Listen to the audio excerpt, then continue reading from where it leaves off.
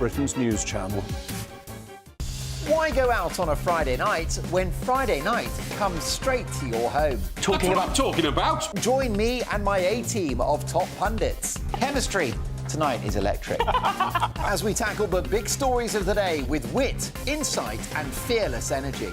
Man of the people. It's all vibe. Just a filing cabinet on wheels with a tie on. So, order in Friday Night Live with me, Mark Dolan, every Friday at 8, only on GB News, the People's Channel, Britain's news channel.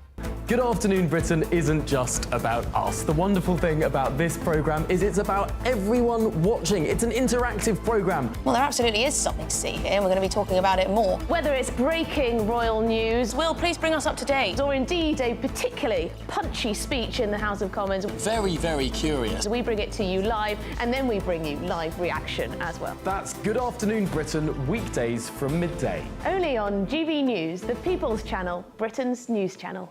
Join me, Camilla Tominey, for a frank and honest discussion with those in power that cuts through the spin and gets to the heart of the issues shaping our nation. You haven't confirmed that you want to stand as leader, but you haven't ruled it out either. This report basically says that he's not fit to stand trial. Is he indecisive? Incompetent? I deliver the dose of reality Westminster needs. That's the Camilla Tominey Show at 9:30 every Sunday on GB News, the People's Channel, Britain's news channel.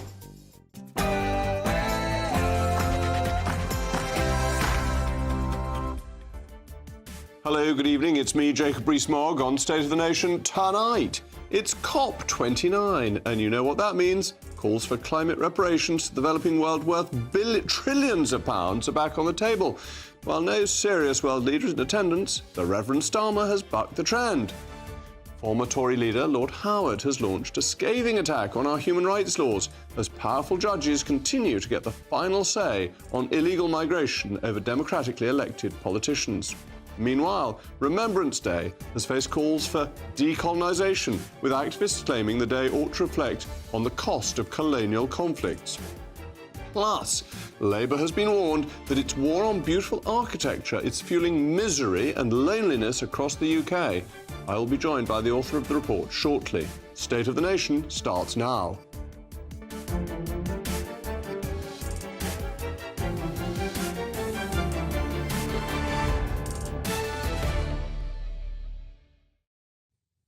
I'll also be joined by my panel, Telegraph columnist Tim Stanley and the author and broadcaster Amy Nicole-Turner. As always, as ever, it's a crucial part of the programme. Let me know your views, mailmog@gbnews.com. But now, it's your favourite time of the day, the News Bulletin with Sophia Wensler.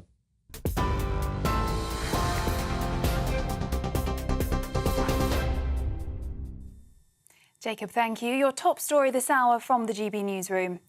France and the UK have pledged to support Ukraine for as long as necessary to thwart Russia's war of aggression. That's according to the French President Emmanuel Macron and Sir Keir Starmer. The Prime Minister marked Armistice Day in France today, becoming the first UK leader to do so since Sir Winston Churchill. Sir Keir Starmer and his French counterpart spoke about the war in Ukraine and the situation in the Middle East. The two leaders laid a floral tribute on the tomb of the unknown soldier at the Arc de Triomphe. A statement from the Élysée Palace said the two leaders had reaffirmed their commitment to supporting Ukraine unwaveringly. Meanwhile, over in the US, President Joe Biden and Vice President Kamala Harris have taken part in a wreath-laying ceremony at the tomb of the unknown soldier in Arlington National Cemetery to mark Veterans Day. Staying with the US, the Kremlin has today denied reports that President-elect Donald Trump spoke with the Russian President Vladimir Putin, casting the media reports as pure fiction. The Washington Post and Reuters news agency both previously reported that the call had taken place. It comes as Joe Biden is reportedly set to make a personal plea to Donald Trump about the importance of funding Ukraine, urging President-elect Trump not to walk away from the country. Now, Sir Keir Starmer has defended his visit to a climate change summit 2,500 miles from the UK, insisting he is using the trip to boost the economy and tackle the small boat crisis. The Prime Minister arrived in Azerbaijan for the annual UN COP29, attended by world leaders. Meanwhile, the US envoy has said the fight against climate change is bigger than one election. John Podesta was speaking at the summit after his party lost to Republican candidate Donald Trump, who some say is a climate skeptic. And the Prime Minister has refused to give his backing to the Archbishop of Canterbury over his handling of child abuse claims. Sir Keir Starmer said it was a matter for the Church as pressure grows for Justin Welby to stand down. It comes after a damning report into the suspected abuse of over 100 children by a well-known barrister associated with the Church of England. The report also claims that the institution had played a role in covering up the accusations when details initially came to light in 2013. And Gary Lineker is to leave BBC's Match of the Day after 25 years. That's according to the Sun newspaper. It's understood the star will stop presenting Match of the Day at the end of this season. But as part of an 18-month contract extension, the 63-year-old will stay on to anchor the corporation's 2026 FA Cup coverage and the next World Cup. Those are the latest GB News headlines. More in an hour. For the very latest GB News direct to your smartphone, sign up to News Alerts by scanning the QR code or go to gbnews.com/alerts.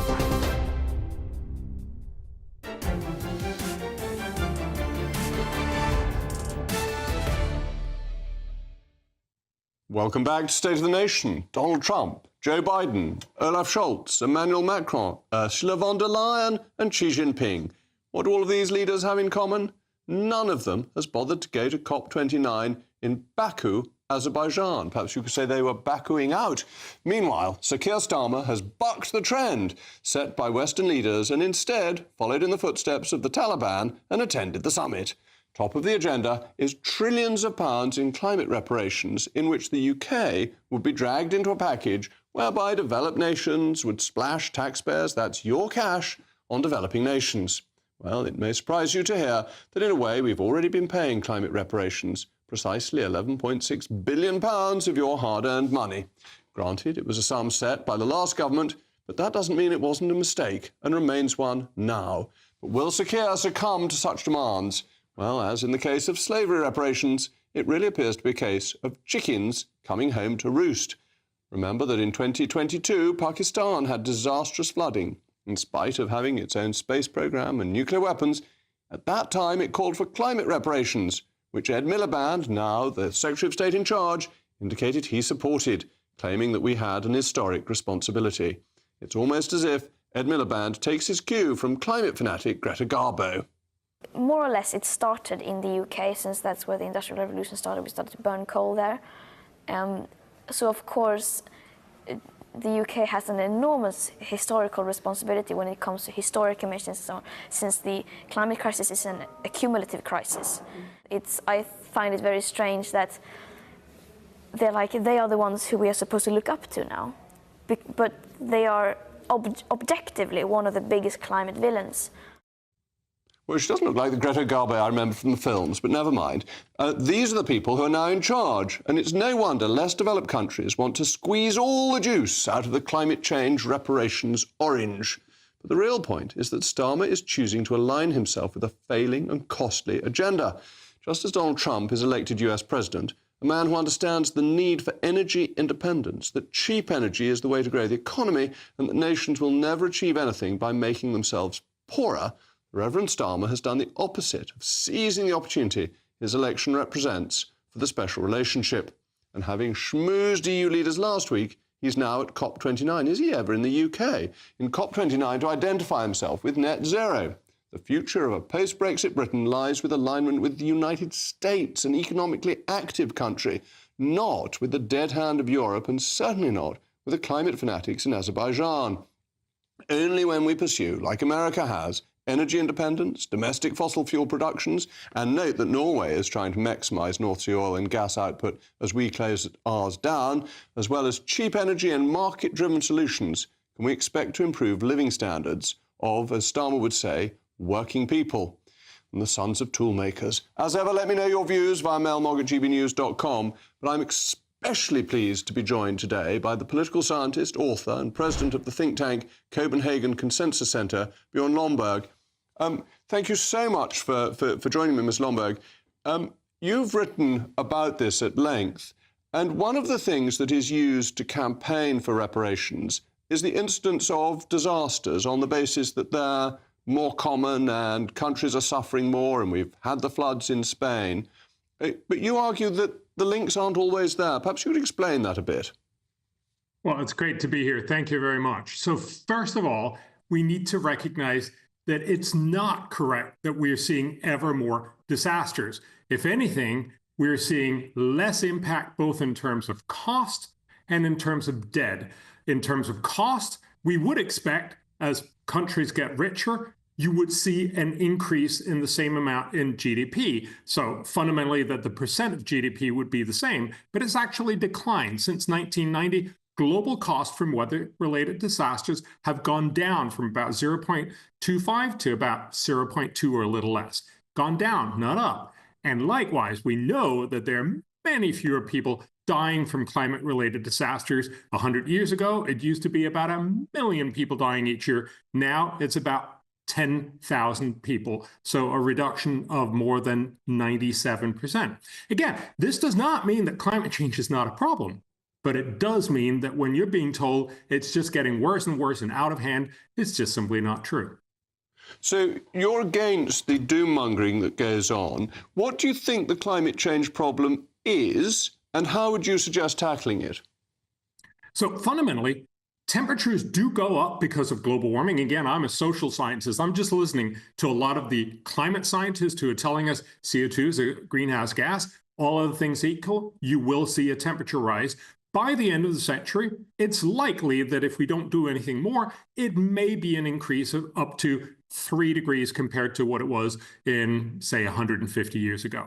That's not nothing. Remember, all of our cities, all of our societies have been built to the temperature that it was when we started building the things. So historically, so there is a cost to our infrastructure. We will need more air conditioning, we'll need less heating. It will have a cost. Now, remember, actually, a lot of really smart people, we're estimating about 30 years of climate economists have been looking at what's the total cost and what's the total benefit of what we see from climate change. If you add it all up, it is a problem. What they estimate is that the cost is going to be 2 to 3% of GDP by the end of the century. That's not nothing.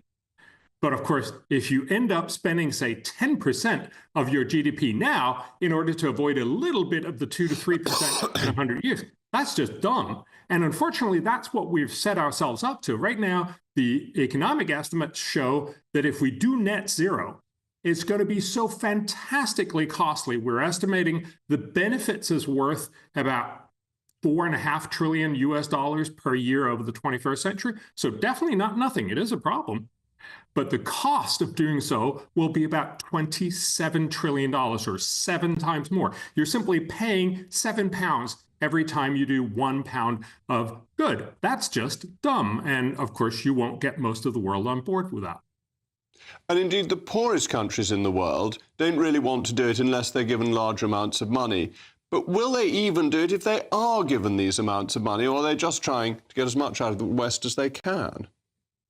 Well, I can't profess to know the minds of developing countries, but very clearly they would like to get more money rather than less. And again, as you also know, China has graciously promised they might be able to cut emissions starting in 2030. India has pushed it out to 2040 or maybe further down the line. So we'll have to wait a long time to see. So what our money is right now buying us, and we know this from back from 2009 when Hillary Clinton first promised $100 billion a year, we know that that was basically just to say all the right things. So the developing countries are saying, sure, we'll go along with your green stuff if you give us money. But of course, the point is, most of these countries want to get rich. They want to get their economy going. And we know how you do that. You do that with plentiful, cheap, and reliable energy. Most of that is going to come from fossil fuels. So for the foreseeable future, they're going to power most of their civilization and most of their economic progress with fossil fuels. By the way, just like we do. And talking about just like we do you think voters in the Western world would conceivably vote? I think you calculated it might be $1,000 a year per person in the Western world to pay these subsidies to the developed nations. Is there any electoral mileage in that? And should politicians learn anything from Donald Trump's victory? Yes, they should. So first of all, no voters are actually going to vote for, yeah, sure, I'm going to pay another $1,000 or what, 900 pounds per person per year. We're not going to do that. And remember, that's on top of the many thousands of dollars or pounds that you'll have to pay every year in order for your own nation to go net zero. So this is a huge cost.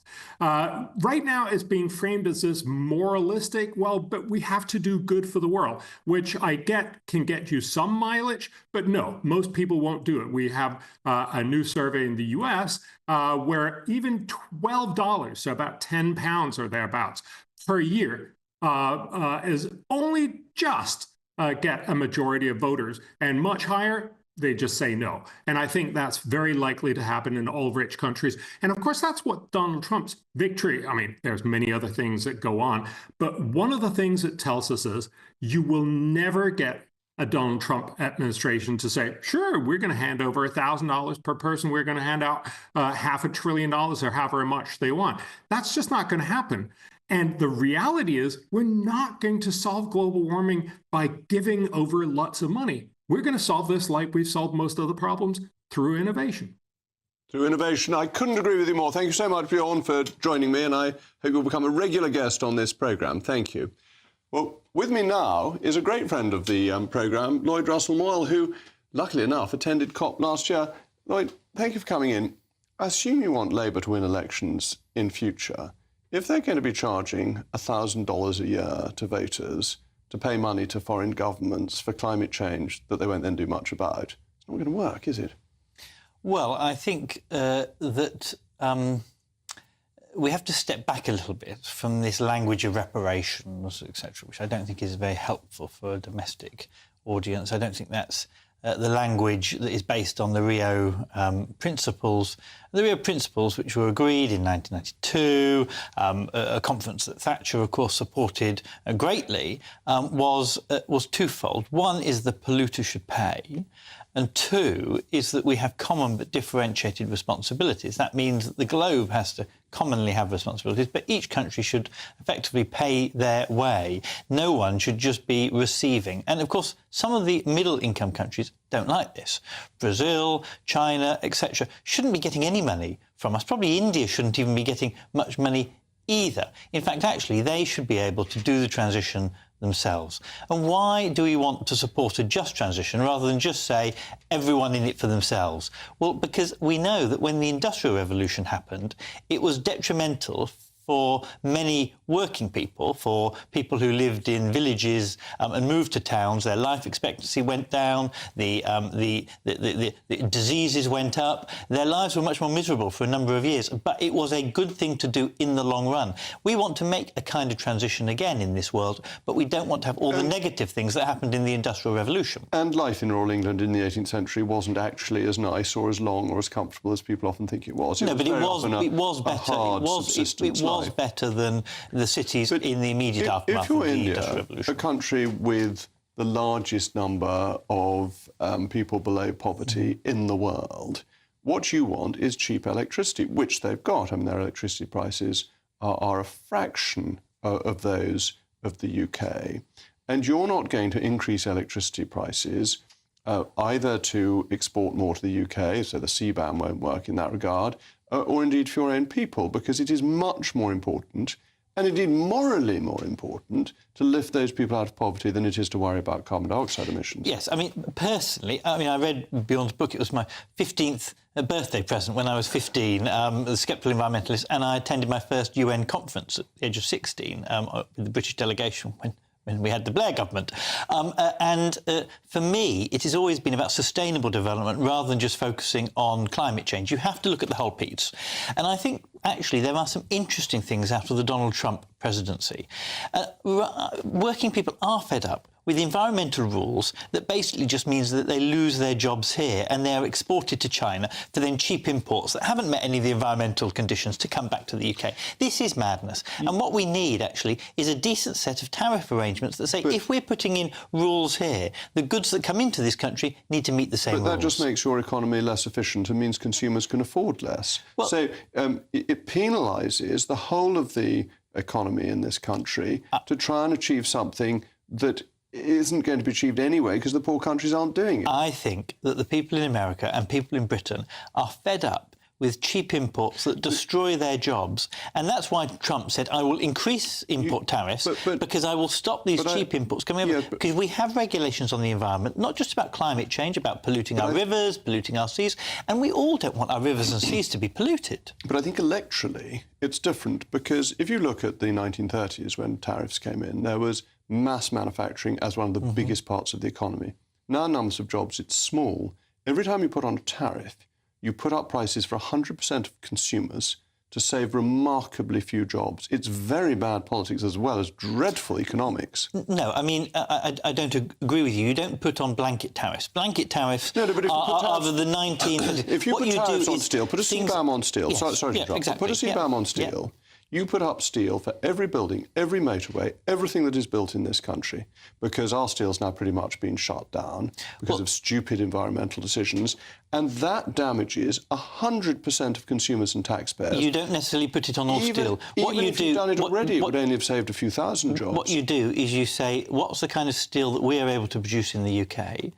And therefore, steel that is competing directly with UK steel will have to meet UK standards. Steel that we're not producing in the UK doesn't have to, of course, meet but that's a UK not what standard. the CBAM's going to do, because it's going to help protect European steel as well. That's because it is too much of a blunt instrument and we need more granularity. I think that the problem often is that people say, we've got this measure, it's not working, so let's have no measures at all. No, let's make the measure work. Let's have free trade would really be the answer. Well, and we'll disagree on that. As Bjorn said, let's allow technology to deal with it, ultimately. I think we agree on that. Burn the hair shirt, actually on your wonderful bonfire at Lewis next year. That's my suggestion. Put the hair shirt on.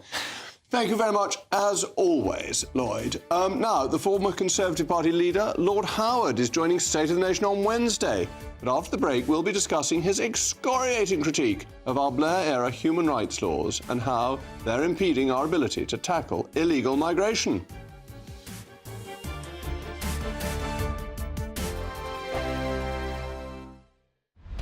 Britain's Newsroom.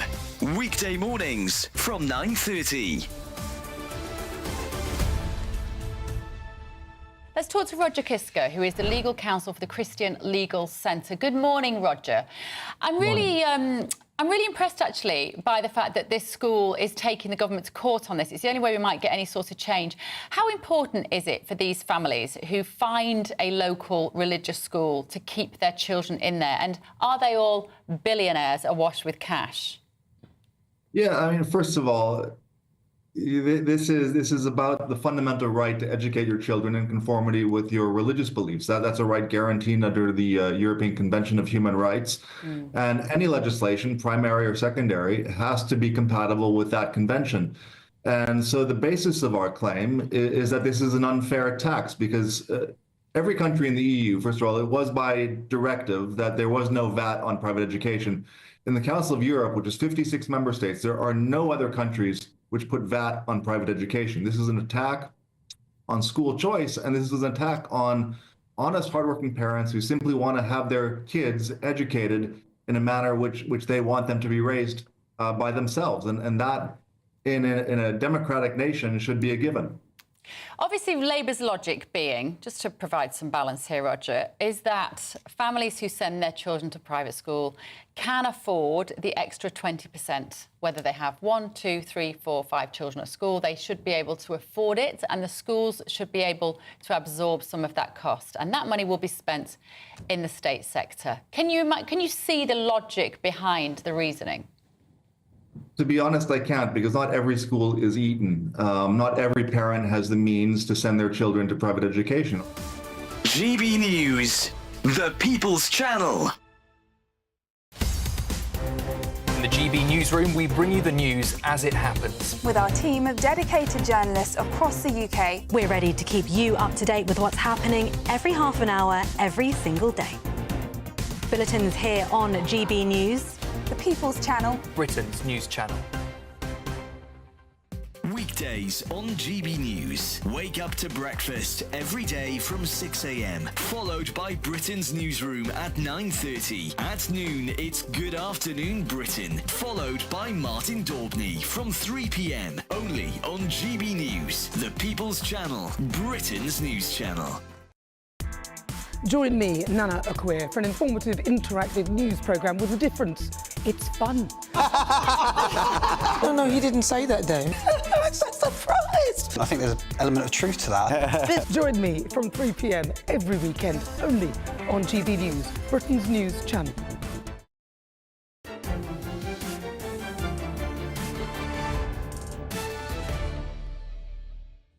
Well, welcome back. I'm still Jacob Rees-Mogg, and we were talking about COP29, and the mailmogs have come steaming in. Peter says, this is to be billed as the climate finance COP, where more and more money is being demanded and where there will be no difference to the overall temperature of the planet. The only thing you can count on is that all of us will become more and more impoverished as this insane juggernaut rolls mercilessly onward. Our nonsensical net zero secretary Ed Miliband and our illustrious Prime Minister Keir Starmer will no doubt be banging the drum and castigating all else. And Daniel says, Daniel, I really like this mailmog. If only Greta Thunberg emulated Greta Garbo. Garbo was silent after she left the movies. The former leader of the Conservative Party, Michael, the Lord Howard of Lymm, in a new report has claimed that UK human rights laws introduced by Tony Blair are in need of reform because they've empowered the courts over Parliament.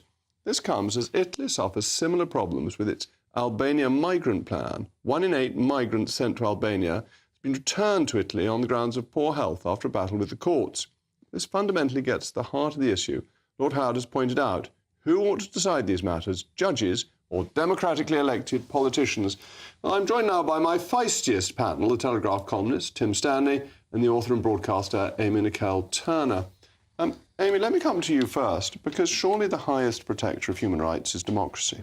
Yeah, but I think democracy and an elected parliament can certainly survive scrutiny and of a checks and balance. And I think that's what the Human Rights Act really is. It provides important checks and balances and then can put forward recommendations whether a certain something that Parliament wants to do is within that. It serves us all. It can actually effectively change the law. That's the problem. I don't think it can. Well, the European Court has that effect. It doesn't do it can directly. Make recommendations, that's certainly the case, but I'm not sure it can directly change the law. Unlike the CJEU, it cannot directly change the law. It doesn't have direct effect.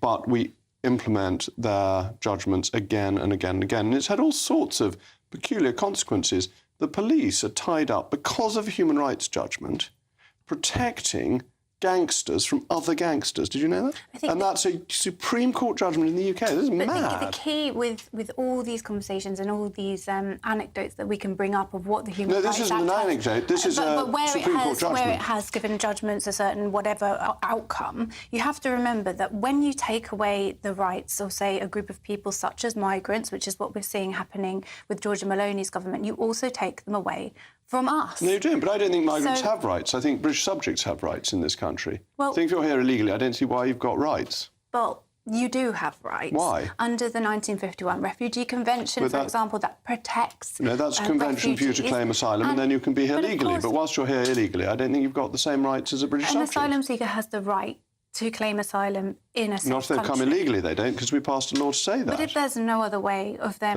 claiming asylum other than illegally, then they shouldn't be punished for their means of claiming asylum, which is perfectly legitimate. All the ones coming across the Channel have had the right to claim asylum in a safe country first. So it is illegal, and it's not even within the convention for them to come here. But you know, under international law, you are not under an obligation to claim asylum in the first safe country. You can continue your journey But you're not obliged to accept them if they've not stayed in the first safe country. Well, but would you agree that it's important that we keep human rights for everyone? No, because I think British subjects have fundamentally different rights from foreigners. I would say, to go back to your first question about democracy and human rights, that democracy is a human right. That includes the right to safeguard your borders, right to protection from crime, right to govern your own country and control your own laws. And reading this report, one thing Sir Noel Malcolm draws our attention to is that this body of human rights legislation and the courts are subverting the original intention. The goal was not to replace national governments or democracy. It was all written at a time of communism and fascism, in which fundamental rights, right to life, right to free speech, right to a fair trial, were being undermined. And that could but happen what those again. courts, they do, but not in Britain. Not in a Britain with a several hundred-year-old democracy, a fully fledged constitution, and its ability to and its will to write its own Bill of Rights, which the Tories utterly gave up on. I'd rather not go on your word and have that safeguard around the law. But it is the idea, the notion. Because I could just make one more point on this, because it's what's in Sir Noel Markham's report. What the courts have done is define these human rights to the nth degree, such that they actually make it difficult to govern. So, for instance, if you say you have to provide rights and you have to provide care for everyone who comes here, it undermines the ability to police your own border. It undermines the ability for democracy to function. But having said all of that, I will throw it back to you, Jacob, and quote Kemi Badenoch. Don't blame foreign courts for bad domestic law or bad international arrangements. And it is true that some of the things that go wrong are not down to anything happening in Europe. They're down to what British courts decide to do and to treaties that Britain has voluntarily signed up to. Wasn't the whole point of the Human Rights Act so that we wouldn't have to defer to a foreign court and that we could use the recommendations of the ECHR within domestic law? It's still the foreign court. Precisely. But it's within our own domestic legislation. No, but the foreign court is the highest body within this, so no. We avoided having to defer to that by having doesn't work the like Human that. Rights Act within the UK legislation. All that means is that it goes through our courts first before Exactly. Isn't that what you wanted? No, because it ends up with the European Court of Human Rights at the end. So the senior court is a foreign court. And absolutely, politicians have the ability to repeal these laws, but it is quite extraordinary how judges have involved themselves in things that it wouldn't have occurred to judges to involve themselves in previously, and they have extended their powers. Which is a problem with the British judiciary as well, is they keep referring to Europe as if it were the final say. And they think that we have the same constitution with the separation of powers, which we don't. The separation of powers is an American concept. And we had that dreadful judgment from Baroness Hale on prorogation, which interfered directly with the royal prerogative, which the courts, being the King's courts, aren't allowed to touch. Yeah. Well, so there are power grabs by greedy judges, which we need to deal with legislatively. But which one of the points of the Human Rights Act would you go without? I would go without any suggestion that criminals in this country are allowed to stay at the end of their sentences who are here illegally. They should be deported, and whether they've got a family life or anything like that, they should have their family life in the country from which they came from. Thank you very much. The only reason that they would not be deported under the Human Rights Act is if they were at risk of torture from where they went back to. Otherwise, it would be perfectly within the Human Rights Act to deport the degree to which they claim risk is absurd. I don't mind them taking some risk. If they're not going to be killed, I don't think we should keep criminals in this country. Thank you to my panel. After the break, we'll be debating whether it's time to decolonise poppies. I've taken the leaf off mine, which may be much the same. And we'll be hearing from a local resident near HS2's £100 million bat shed.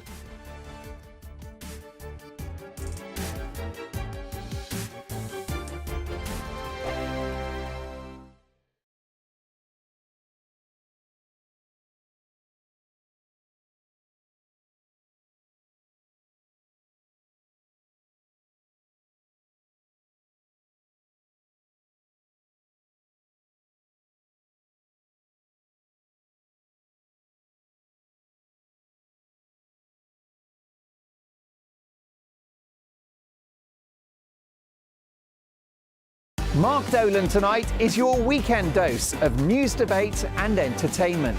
This sounds like a wild conspiracy theory. Don't miss my big opinion. Mark Meets and my take at 10. Democracy is a funny old thing. And we don't do boring, not on my watch. I just won't have it. Let's go and get another glass of that bubbly. You've earned it. That's Mark Dolan tonight, Saturday and Sunday, 9 to 11, only on GB News, the People's Channel, Britain's news channel. Good Afternoon Britain isn't just about us. The wonderful thing about this programme is it's about everyone watching. It's an interactive programme. Well, there absolutely is something to see here, and we're going to be talking about it more. Whether it's breaking royal news, Will, please bring us up to date. or indeed a particularly punchy speech in the House of Commons, Very, very curious. we bring it to you live, and then we bring you live reaction as well. That's Good Afternoon Britain, weekdays from midday. Only on GB News, the People's Channel, Britain's news channel. Hi there, welcome to the latest update from the Met Office for GB News. Up until yesterday, some parts of the UK had 0 hours of sunshine so far this November. That's all about to change. Still some patchy cloud, but increasingly sunny spells over the next couple of days as a cleaner area of high pressure builds in, this time without the gloom. having said that, there is still some low cloud as we end the day across the far southwest of Cornwall. It's a patchy cloud elsewhere, but it's less low and less widespread, and so it's a clearer night for many places. Under those clear skies, nevertheless, there will be some fog forming, especially for Northern Ireland, parts of Northern England, Southern Scotland, as well as the West Midlands. That fog will cause poor visibility first thing, so watch out for that. But where we don't have the fog, actually a bright start to the day, a chilly start, a frost in places, particularly for central and northern Scotland, but actually bright skies and mostly dry with light winds for many. It's going to be pleasant enough. The dense fog across Northern Ireland could be slow to clear, might last all day in one or two spots, equally for Northern England and Southern Scotland. But for much of the rest of the UK, well, a fine start to Tuesday beckons, and we'll see some showers just brush the far southeast, but these will come and go, and they will be largely confined to coastal parts of Norfolk, Suffolk and Kent. Now into Tuesday afternoon, some cloud will build, but the best of the sunshine remains across the southwest, as well as parts of Scotland and Northern Ireland away from the mistier areas. It's going to feel pleasant, with temperatures reaching 10 to 12 Celsius, but a cold wind continues to affect East Anglia and the southeast. That's the wind that will bring in the showers, and they'll continue overnight. And where we see some clear spells, once again, a few fog patches will return. But otherwise, Wednesday's a reasonably bright day, cloudier skies in the north, and a return to some cloud on Thursday as well. And that events ought to examine the cost of historic colonial conflicts. Well, I'm joined now by my feistiest panel, the Telegraph columnist Tim Stanley and the author and broadcaster Amy Nicole Turner. Tim, aren't they deeply shocking by saying you should whitewash something? I thought that was a banned term. Okay. I have some sympathy with the Peace Pledge Union's general goals and its history. But on this, they're just dead wrong. People who make these sorts of claims that Remembrance Day in some way whitewashes history or is a celebration of empire or gives a pass to empire, I just feel as if they've never been to a remembrance event. When we remember in this country, we do so from the perspective of the First World War being a terrible tragedy that we never want to repeat. And the idea that there is some celebratory aspect to it, or that the British Empire comes out of its well, is utter nonsense. Amy, that's such a good point, isn't it? That, having been, as an MP, to remembrance services within my constituency for many years, the reading of the names, and very often several people from the same family, is so poignant and is the great argument against war. But then equally, what I found poignant about the argument put forward by the group that we're talking about was they said about who do we remember and who have we forgotten. And one of the statistics was in World War I, there were 350,000 African soldiers who remain uncommemorated. That's just what the fact is.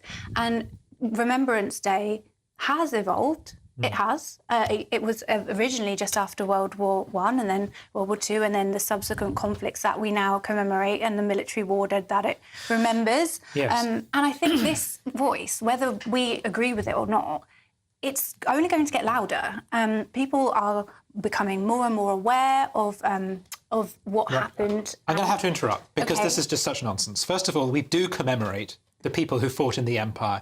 This goes back to a controversy with regard... I didn't say we didn't. Okay, but this goes back to a controversy surrounding memorials. Unequal commemoration. No. This goes back to a controversy surrounding memorials, which comes back to the fact that it was very difficult to trace people. But part of the reason why the controversy emerged was precisely because Britain made an unusual effort to commemorate people, which is what drew attention to the fact that it couldn't commemorate everyone because it didn't know where everyone was. The Royal British Legion even if we were to do what we already, by the way, have done, which is to integrate the Commonwealth into that process of a memorial, that wouldn't detract from the fact that we still come together to remember and regret the war. What this group is implying is that the war in some way, remembrance in some way approves of war, or that it promotes war, or it promotes empire. That's just simply wrong. And for someone who I have a great deal of sympathy for pacifists, for conscientious objectors, I'm anti-war myself, but it really annoys me when they misrepresent the cause and they misrepresent veterans and people who are grieving for the war dead. There's no need to do do that. You can build an anti-war case without telling nonsense about the nature of remembrance. But in this case, I think you're misrepresenting what this group is actually saying about this particular change that they want. I would say they would just be happy to be included. I don't think that could come down to just... included. But the thing is, there has been multiple investigations into looking at whether there is equal commemoration. And I think it was the Royal British Legion themselves said that the Commonwealth isn't equally commemorated. So there is still a little bit of work to be done. I appreciate that we commemorate the Commonwealth far more than we used to, and that there are efforts there. But this is just asking to widen the inclusion. And I don't know whether you've noticed, but this year people seem not as interested in Remembrance Sunday as they perhaps once was. And surely, if we let it evolve and we let people's engagement with it continue... No, I'm sorry. Remembrance is an incredibly local thing. We'll keep the attention where it deserves to be. I come back to the people who are critical have never been to a Remembrance event. When you go to a Remembrance event, you very specifically remember the people in your area, your town or your school who died. Therefore, it's no great surprise that people don't mention people from Kenya or Burma. And the notion that you could just artificially begin to promote remembering people from different parts of the world, that could somehow transform people's remembrance experience. No, if people aren't joining in remembrance events, it's because they are out of touch. They're out of touch with their country's traditions. I know that you're trying to imply All right, we're going to have to... No, I'm saying they have. They can't have done. We're going to have to move on. And Emily Maitlis might consider this story Chiroptera fluxion crazy, because if you've ever wondered where your hard-earned taxes are spent, look no further than the £100 million bat shed erected by HS2 developers as a means of appeasing the planning quango, Natural England, to ensure that not a single bat was killed during the building of HS2.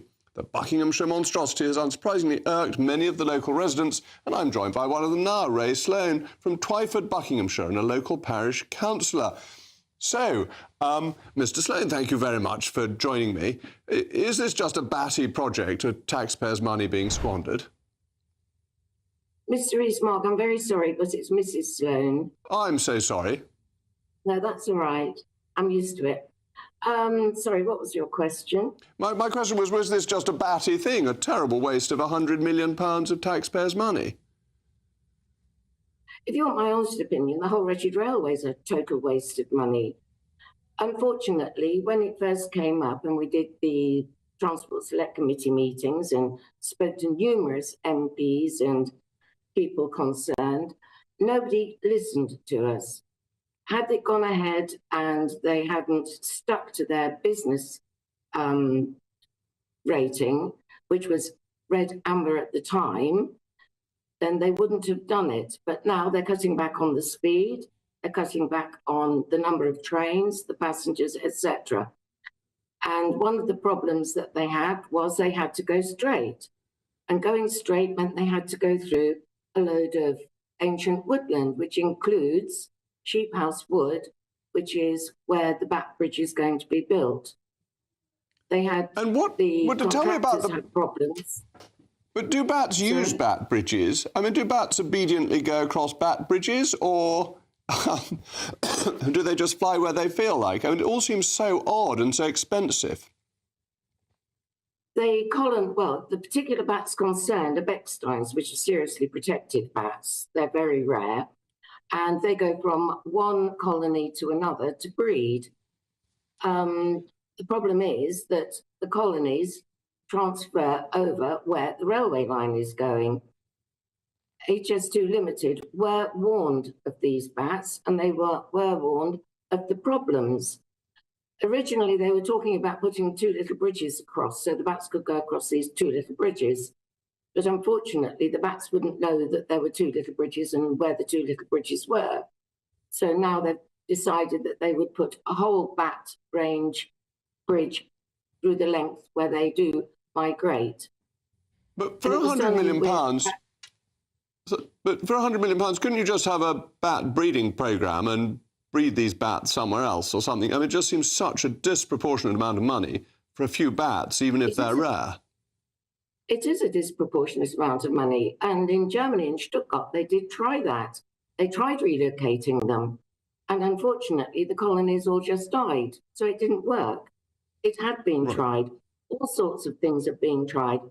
And this is the first time this has been tried. The fact that the railway line goes in the wrong place, and the bats were there first, and yes, it is a lot of money. Don't know. I mean, we think the railways are a waste of money, full stop. Well, I completely agree with you, and it's a pity the whole thing hasn't been cancelled. But thank you very much for joining me this evening. After the break, I'll be joined by the author of a report that has issued a stark warning to Labour's war on beautiful architecture. As it emerges, it could be fueling misery and loneliness.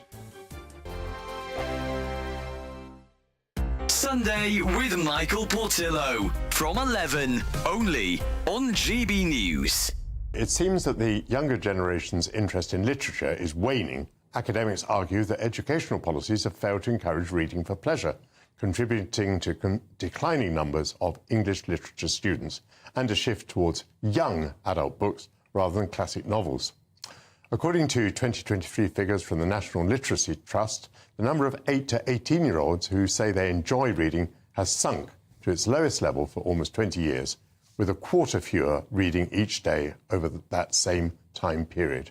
To share more with us about this topic, I'm joined now by the journalist Charlotte Lytton. Charlotte, welcome back. Lovely to talk to you again. Tell us your perspective on this issue. What is happening? Well, speaking to academics, we can't deny, it seems, that there is a big problem here, and it starts right at school. As you read there, young children simply don't enjoy reading for pleasure as they did before. We can't deny that is also a massive part because of smartphones, because kids now are faced with all of these things vying for their attention. They just don't have to sit down and entertain themselves with a long book and nothing else as they did before. As we see from those figures with people going to study humanities at university, the decline is just going all the way because people simply are not interested in reading for pleasure as they were. Do you get any feeling that education policy or that teachers are taking steps to counter this? Well, there is a review of the curriculum going ahead right now, but school is a huge part of it. One of the things that has come up in this conversation is whether teachers now are dealing with crowd control, which means they can't simply encourage reading for pleasure because they're simply trying to get a hold of the students they have. GB News, the People's Channel. It's Patrick Christie's Tonight, and here we do things differently. It's explaining the absolute madness of this, doesn't it? It's explosive. I mean, this is very good. It's lively. 850. Your government sat there, Sean, and it did nothing. It's controversial. And the Middle East has been in turmoil since before I was born. It's everything you need to kickstart your evening. Everyone's had their Weetabix tonight. I love to see it. That's Patrick Christie's Tonight, weeknights from 9 p.m. Only on GB News, the People's Channel, Britain's news channel. Why go out on a Friday night when Friday night comes straight to your home? Talking about? Join me and my A-team of top pundits. Chemistry tonight is electric. As we tackle the big stories of the day with wit, insight and fearless energy.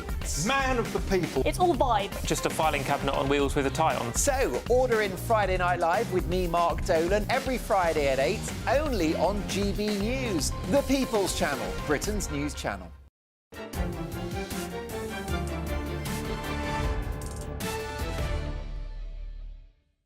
Welcome back. A recent report by the Centre for Social Justice has found that ugly, unattractive buildings have increased the incidence of social isolation for their inhabitants. The all-too-familiar sight of the grey, brutalist structures that dominate our landscape has, unsurprisingly, contributed to worsening community spirit and increased loneliness amongst Britons. The report has called upon the government to take note of these findings and to address the consequences of visual pollution with the same zeal that it approaches other forms of pollution. It was Labour, Angela Rayner particularly, who removed all references to beautiful buildings in its planning reforms when entering power. I'm very pleased to be joined now by one of the report's authors, Josh Nicholson, senior researcher at the Centre for Social Justice. So there's the famous quote from Churchill that we make our buildings and then our buildings make us, and that part of the richness of British life has been in the glorious architecture that we have that lifts and inspires and creates communities. It shouldn't really surprise us that brutalist concrete blocks are very destructive. Yeah, so the Centre for Social Justice has today published Lonely Nation Part 3, which is the third in our loneliness series, and we've looked at the built environment. And loneliness is profoundly related to the buildings in which we live around and the quality of our streets and squares and parks. And in the rush to build 1.5 million homes, which we know is the government's ambition, what we say is you can't ignore the quality of the places you create. We have to place a premium on quality just as much as we do on quantity as well. And when you talk about quality, can you build a public tower block that is of quality? Or do you have to build low-rise to get the quality that creates communities? Yeah, well, we looked at this in the report, actually. And one of the interesting things is that the public generally have a consensus of what types of buildings that they prefer. Generally, people have a preference for streets and squares, gentle density, if you like. So in the town centres and city centres, perhaps a few stories higher than houses, but as many houses as possible.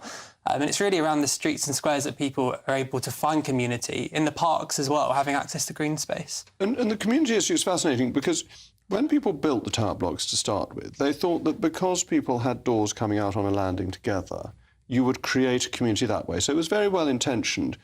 But that by and large didn't happen, and yet people living next door to each other in the street do create communities. Do you know why that is? It's a great question. I think a lot of the design impetus behind the high-rises it was aimed at a high-trust society.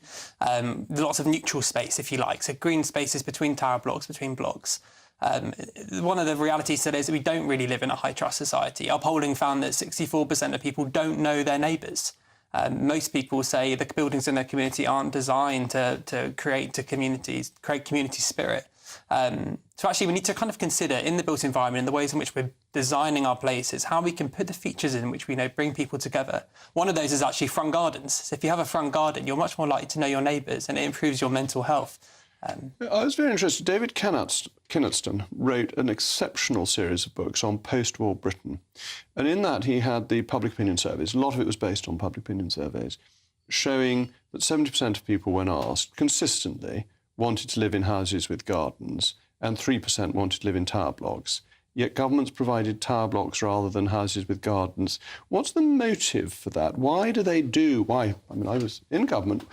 Why does the machinery of government provide things that people don't want? So I think in the middle of the 20th century, what you saw was the rise of the high-rise tower, cheap building methods, because we needed to build quickly after the war. The downside of that is that we created places that haven't lasted, and many of these places are now being torn down. I worry that we're going back to a place where we are building the homes that are not really conducive to human flourishing, to the good lives that people want to live. So we need to be building places which reflect the priorities of local people. So in our poll, we found that nearly half of adults thought that architects and planners were out of touch with what they wanted in the built environment. But how do you define beauty? Beauty is in the eye of the beholder. I know what I want to live in. I want to live in an old house and I want a garden. I don't want to live in something modern. But I may not be typical. And who should be deciding this and imposing their views on other people? Well, really, it should be local people. And then we need to have people feed into the planning process at the right stage. We need to have less of people being able to object to development outright, because we do need more homes, but we need local people to feed in the right point. So one of the CSJ's recommendations is to expand the use of design codes. And this is a mechanism by which people can feed into what type of buildings they want to see in the area. But I don't trust local councils at all. I think the view of a local council on what is beautiful is likely to be a dreadful bureaucratic mishmash with recent design codes obsessed by environmentalism, meaning you can't have proper windows on your first floor. So why should we trust sort of second-rate group of politicians to decide this? Well, it should be local people that are deciding. And there's lots of ways you can do this now. You can send out surveys to people in the local area to say which type of building do you prefer? What do you want your local community to look like? Could you allow the market to do it? So just allow the developers to build houses and see whether people actually want to buy them or not.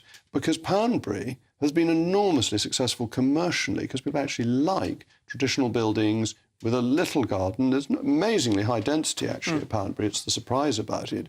But can't you allow market forces to work rather than thinking it can be planned by bureaucrats? I think you need both, right? So you need local people to feed in and say, this is what we want our community to look like. And then you want certainty in the planning system. So if the developer comes along and knows this is what we need to do, this is what we need to build, this is the style in which we need to build it, that means it's much easier for them to do so instead of going through countless reviews in the planning boards. We need to give people more certainty, the people that are building the homes, whilst also bringing in local people to feed into the process. And you mentioned that people think architects are out of touch. Well, one sort of final question for you. They've built tower blocks and the politicians have backed them. Can you think of a senior politician or a famous architect who lives in a public tower block I think I might know what you're asking me to say. Well, I'm not sure, although I'm hesitant to get into politicians and social housing and selling that housing. Yeah, all the absolutely. controversies. But I'm not trying to... I mean, they don't, do they? As soon as they can, they move out to the Georgian rectories, because that's what they want, but they think something less good is better for their voters. And this is a really important point. At the Centre for Social Justice, we want to be representing the most disadvantaged in Britain and the poorest of all. Josh, thank you very much. Thank you. Indeed. Up next is Patrick Christys. Patrick, you've got the great man on your programme this evening. Well, if you're referring to Boris Johnson, then yes, I do, absolutely. So set your alarms, because in just a couple of minutes' time, we are going to be going with Boris Johnson. He gets stuck into Emily Maitlis in the lefty-lovey media. He outlines what he thinks will end the Ukraine-Russia war. He takes a bit of accountability for the migration crisis that we've got. I also put him on the spot over illegal immigration. He accuses Labour of having a little bit of a racism problem, which is interesting listening as well. And I ask him, are you just Ed Miliband in a wig when it comes to net zero? He wades into the farmers' debate and responds to the allegation that our dear late Queen called him an idiot. So there's all of that and much, much more in what is going to be a rip-roaring Boris Johnson hour this evening. Well, I think the late Queen was very fond of Boris from everything I picked up. But there we go. That's going to be a brilliant programme. It's coming up after the weather. I'll be back tomorrow at 8 o'clock. I'm Jacob Rees-Mogg. This has been State of the Nation, and you're waiting for the weather report from Somerset. I'm glad to tell you that the weather in Somerset is extremely pleasant. The sun has broken through the clouds, and it will be absolutely glorious late November weather.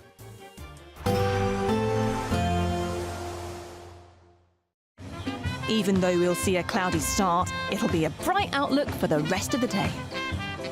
Boxed Solar, sponsors of weather on GB News.